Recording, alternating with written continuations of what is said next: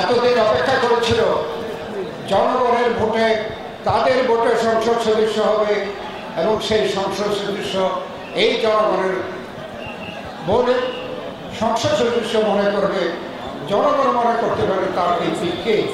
কিন্তু পিআর পদ্ধতিতে দিলে সেখানে দলের পক্ষ থেকে মনোনয়ন দেওয়া হবে, তারা দলের এমপি হয়ে যাবে, জনগণের এমপি হবে না। আমরা এটা পছন্দ করি না।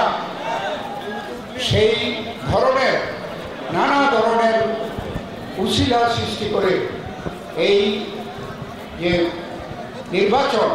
নির্বাচনকে বানচাল করার জন্য অথবা নির্বাচনকে একটু বিলম্ব করার জন্য আজকে নানা রকমের ষড়যন্ত্র চলছে।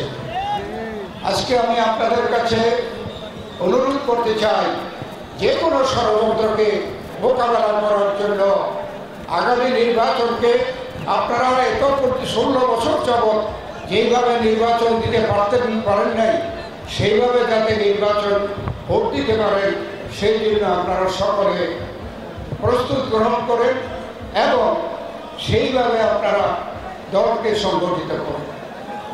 দল বিএনপি, এই বিএনপি প্রতিষ্ঠার লগ্ন থেকে আমরা গণতন্ত্রের জন্য সংগ্রাম করেছি এবং এটা অলরেডি সরকার গণভোট এবং জাতীয় সংসদ নির্বাচন একদিনে করার জন্য ঘোষণা দিয়েছে।